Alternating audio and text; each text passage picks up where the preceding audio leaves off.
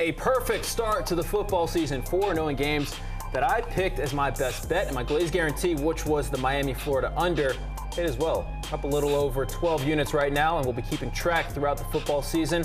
I make my picks on social media as well, so be sure to follow me on Twitter at Alex_Glaze and on Instagram, AlexGlaze. All right, thanks for checking out another episode of Bet That. I'm Alex Glaze, joined tonight by super producer Rick Garni. But before we get started, Rick, I gotta remind the people this is just for entertainment and education. We are not offering advice in any way. It's fun only. That's fun only. We're just having fun. That's all we're doing. Fun. That's right. Yeah. So now let's get right to it. Georgia opens up the season on the road at Vanderbilt. No easing into the season for the Dogs. They're starting things off with a conference game, something that Georgia hasn't done in a long time, and it comes with certain challenges for Kirby Smart and his team. I think it's very different when you open with a conference team because of the, I guess, the enormous amount of pressure that it becomes. Are you going to execute in the moment, because your margin of error is reduced drastically compared to, opening with a school that's maybe not a Power 5 program or something. Rick, Dogs, 22-point favorites. That's a huge number for an SEC game. What are you thinking? Well, it's a huge number for an opening game. We saw the Florida-Miami game, how we had nothing but fumbles and penalties. I mean, it was sloppy ugly football, and that happens a lot in these opening games. But Georgia is just simply a better team than Vanderbilt. And the last two trips to Nashville, they've blown them out both times.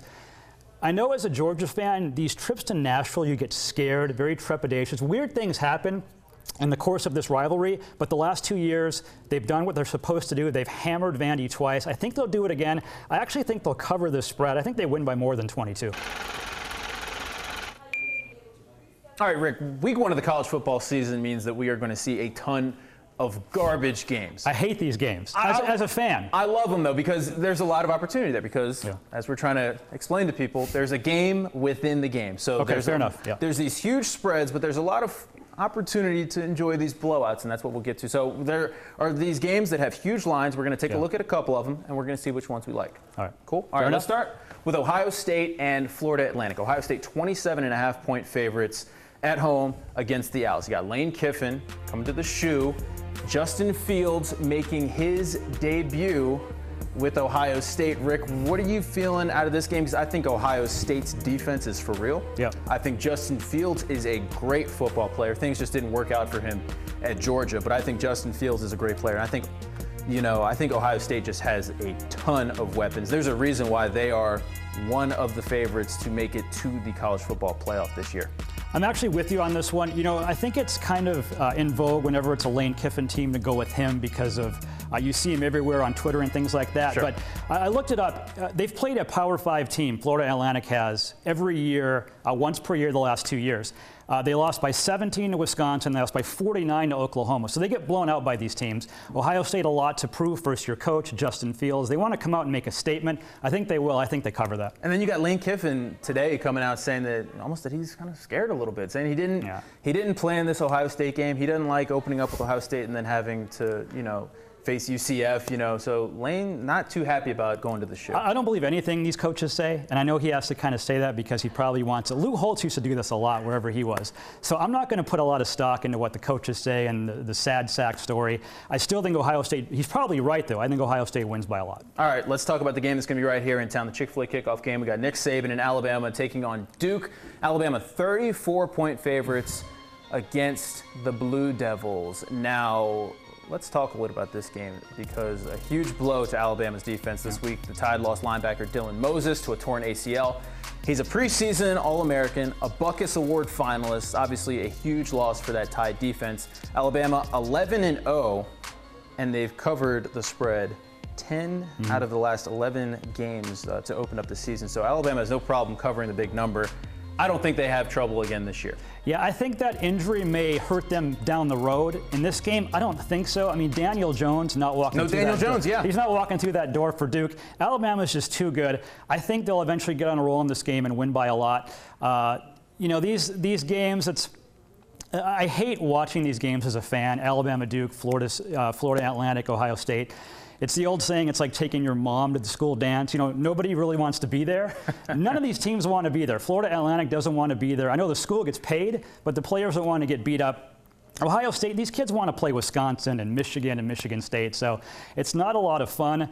As far as Duke-Alabama goes, this is probably one of the bigger mismatches we've had in this kickoff classic. I think Alabama rolls. Okay, I'm with you on that. And let's wrap this up with Oklahoma giving up 23.5 points to Houston. I think we are on the same page with this one. Obviously, Oklahoma with the new quarterback, they got Jalen Hurts back there.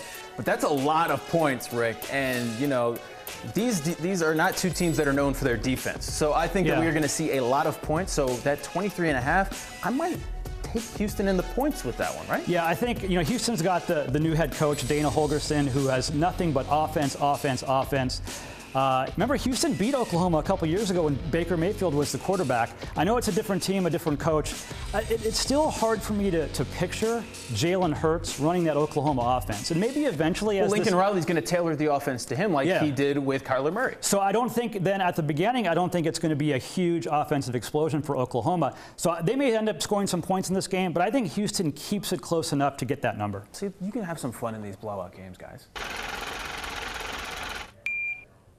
All right, Rick, let's talk about best bets. I haven't missed one yet, and I'm trying to keep That's what I hear. All right, I'm trying to keep my O. Let's start with Toledo. They're on the road taking on Kentucky. Kentucky giving up 11.5 points. Got some insider info because I used to work in Toledo. So Toledo, their starting center down.